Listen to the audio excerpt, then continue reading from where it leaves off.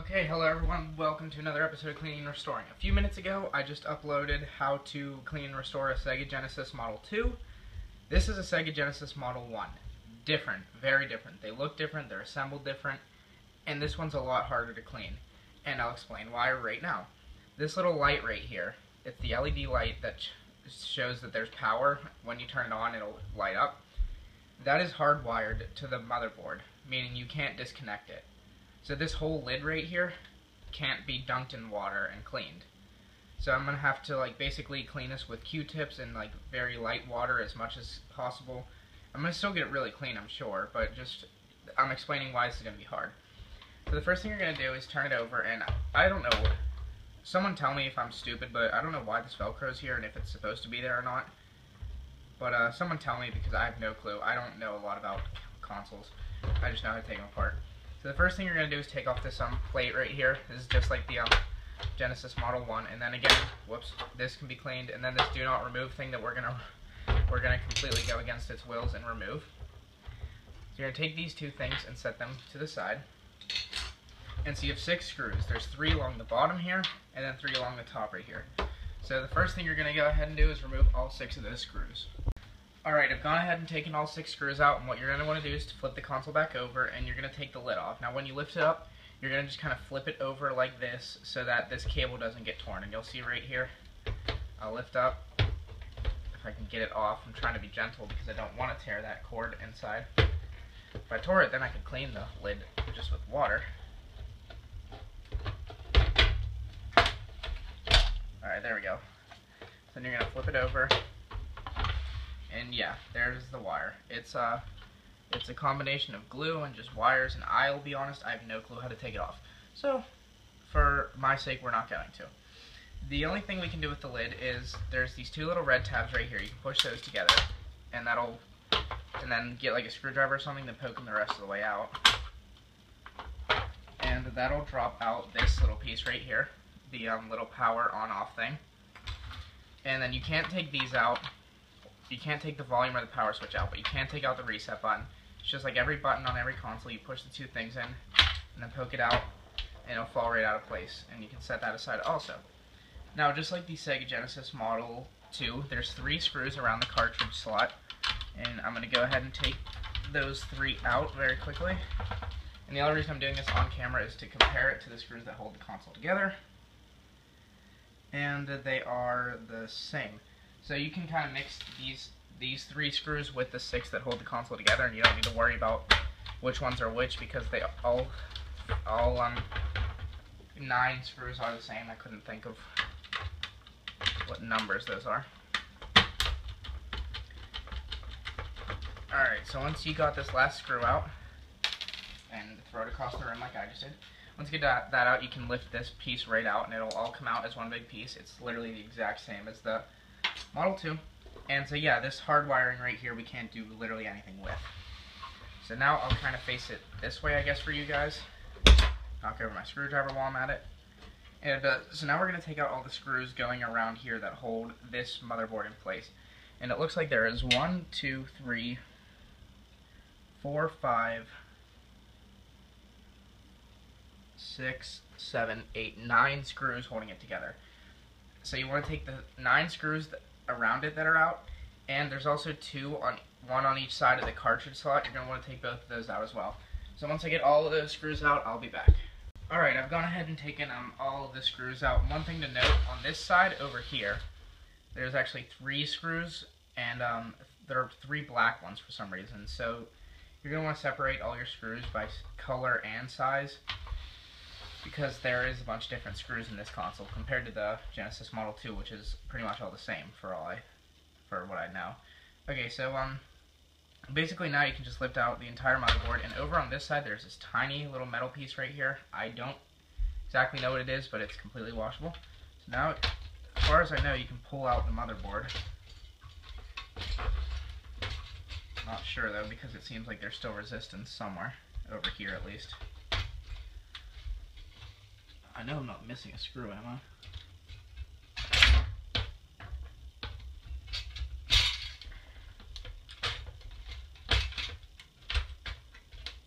Okay, though there's there's this little piece right here you can kind of pull off and flip that to the side because that'll get out of your way quicker. Okay, there's still resistance over here and I'm not sure why. Oh, there is a screw. Okay, so there's a kind of hidden screw right here. You see this little tiny piece of motherboard right here? You have to lift that out and there's another screw underneath it. I did not see that at all. That's pretty sneaky, Sega. So you're going to go ahead and take, whoops, that fell. It's kind of scared me actually. You're going to go ahead and take that screw out and now you should be able to lift it out. Or maybe not still.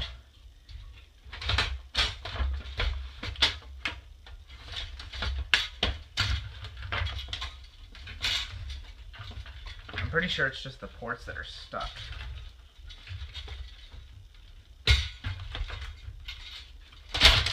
Yep, there it goes. Okay, so now you can lift that out, take these two pieces, and set them aside. I'll explain how to clean those in a second, but right now I'll pick up all the screws that I wasn't able to get out originally. Alright, so now I'm down with just the bottom piece. So now is when I list all the pieces that are washable with just water. So obviously this piece is just washable, it's just plastic, and a piece of Velcro for some reason. Cartridge flap, you can wash. This little tiny metal piece that looks like the letter M or W to me. This and this, the two little covers that were on the exterior of the console. Your button for reset and your this isn't a button, and your little LED cover for power. So now, you're probably wondering how do you wash this top piece, and that's what I want to do because as you can see, it's not clean. It's not even close to being clean. So, you can do a bunch of different things. You could kind of dunk it in water as long as you keep this part out of the water, which might be what I have to do to be honest. Or you could just use Q-tips to try to like spot clean it with water, which I'll probably do like more around this area where I can't get with just water by itself. You could do a bunch of different things. Whatever method works best for you or is easiest for you, that's what I would say to do. Don't try to like kill yourself doing something else. And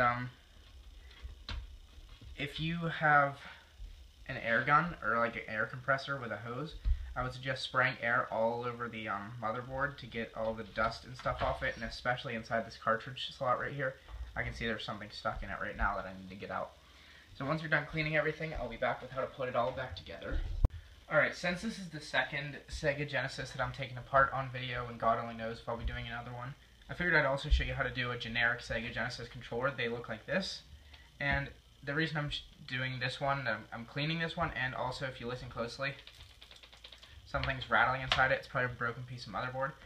So I'll show you how to clean one of these too. If you turn the thing over, there's 6 screws. They're all small little Phillips head screws, and I've actually already taken them out. So once you take them out, you can just lift this back plate off, and you get this piece right here. This obviously wasn't what was rattling.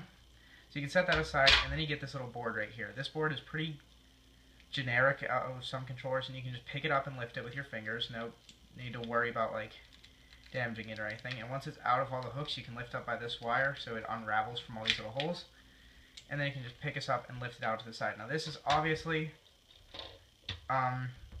the electronic part of the controller, so you want to set that aside. You don't want to wash it.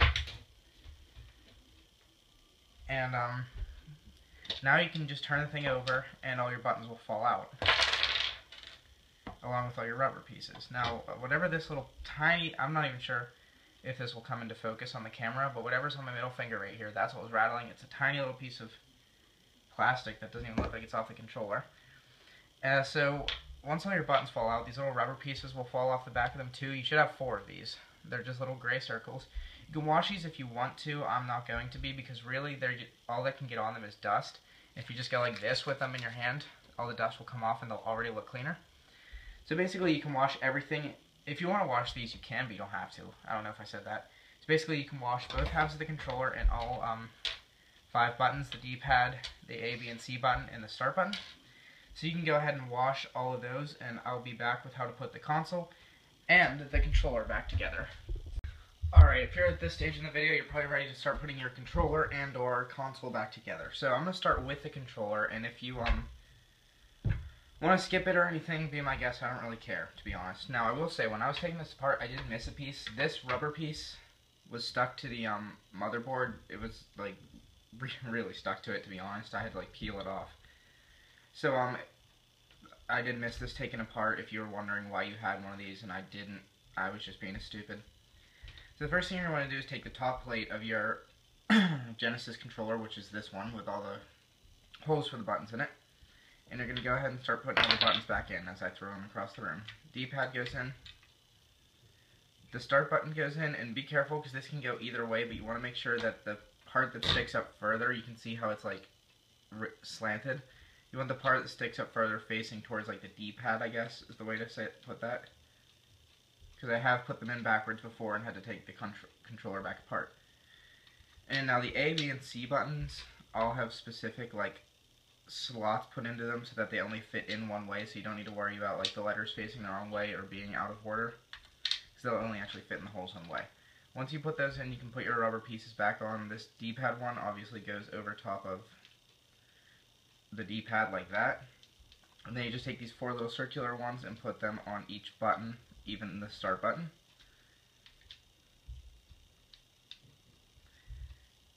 Once you do that, you're pretty much ready to put your motherboard back into place. So you take it just like it came out with the brown part facing away from the buttons.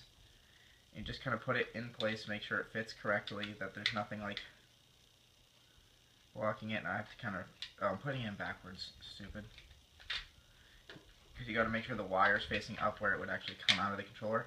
And it should fit into place relatively easily. Take your wire, weave it back through these little holes right here, and then line up this part right here. Then you can take your back part of your controller and just kind of drop it into place, and it should fit together really snug like that. And then you can go ahead and put all 7 of your screws back in and it'll be done. Alright, once you've screwed your controller back together, or if you skipped that part, this is where we go back to the console. Now, there's no easy way to put this back together because of the hard wiring of the top wire, so I'm just going to start with the bottom piece and do like I normally would and hope for the best. So, I'm going to take it, turn it, and face it this way, and I'm going to go ahead and put the board back in. And you want this expansion cover to be in this little hole right here. And I'm just going to kind of drop it into place. And it should fit relatively easily. I mean, that went on kind of easy, honestly. I thought it was going to be a little bit more difficult. This little piece right here you can put back into place on this little hook over here, because there's no screws under it. However, this board over here, you want to keep disconnected for right now because there is a screw that goes under it. So now that the board's in place, you can take this little metal, tiny little M piece, and it goes over here downward like this, and you can just drop that into place like that. And that should fit relatively easily too. I'm not sure what that does, to be completely honest with you guys. So now you're ready to screw this back into place. And if you recall, you should have a bunch of different screws. You should have 2 relatively long black screws, and the long black screws go on each side of the cartridge slot. I never actually got them out. As you can see, they're probably still in there. So I'm just going to screw them in now. You should have 3 medium or smaller black screws. Those go on here, right here, 1, 2, 3, because I couldn't get this one out, and for some reason they decided to make these 3 screws over here black ones. And then the rest of the screws that go around the motherboard are just the smaller brass screws that you have. So you can go ahead and put all your screws back into place right now. Alright, once you're done screwing this motherboard in, it should not be able to move at all because there's a lot of screws holding it in place, and you should be left with just the same size, kind of long, medium brass screws. So the next step would be to kind of spin the console this way so that you can put this back on, and it only fits in one way because the way the screw holes line up. There's 2 on one side and 1 on the other. And so you're going to use the regular brass screws. They should be the only ones that you have left, for that matter. And you're going to quickly screw this in place. And as I screw this in, I'm going to kind of explain how I clean the top of this, because I'm sure most people want to know how to do it efficiently without damaging the console, but also doing pretty well. The top of this does still look really dirty, because obviously I couldn't dunk it in water and use like a scrub brush like I normally would. But, I mean, it's probably as good as it'll get, to be honest, because of the way these things were designed. So, what I did was, I started with like a wet towel, or not really wet, like dripping wet, just like damp, and I just wiped it down, and then I had a dry towel on standby so that I could immediately wipe it down. And then I would, after I wiped it down, I used Q-tips to clean, like wet Q-tips to clean tiny areas that the towel couldn't get to. And in this little vented area right here, I would take the Q-tip, wet it, and then pinch the very end of it so that it had like a really sharp point to it, and I would just run down one spot. Pinch it again, run down, and I just keep doing this until I clean the entire thing. It's still dirty in there, but it's really a lot better than it was. So you can kind of set this down, and a few things you should know. If you haven't already put this little board up here back in place, because it might have been setting out because there's a screw underneath it, you're going to go ahead and put it down now. And there's a white and red wires that run right here. You should probably tuck those in because you don't want them getting caught in between the halves of the console. So now you can flip this over, and you can put your reset button back in. And you can also put this little power on cover thing over the LED again. Just make sure you don't like break the light, make sure it lines up properly, like that. And once you got that done, you can go ahead and drop the top half of the console into place here. It should fit relatively snug. I mean, mine fit really easily, honestly. And you have 6 screws, and there should only be 6 screws left, so you can go ahead and put those last 6 in. Alright, once you put your 6 screws back in, you're basically done, except for one more step. And I also brought the controller over here to show you how it turned out. But, we're not basically done with this yet, because you have to finish it off the way you finished off the other Sega Genesis. Turn it over, put the do not remove thing back on, and then put this little expansion port cover back on. Once you put those 2 things on, now you're done. So you've just cleaned and restored a Sega Genesis Model 1, one of the hardest consoles to clean because of that little tiny little light right there. So I also showed you how to do a controller. So if you like this video, I would suggest giving it a thumbs up so I can make more of these. And I guess thanks for watching. So yeah, that's basically it. Thanks for watching, everyone, and leave a like or a subscribe.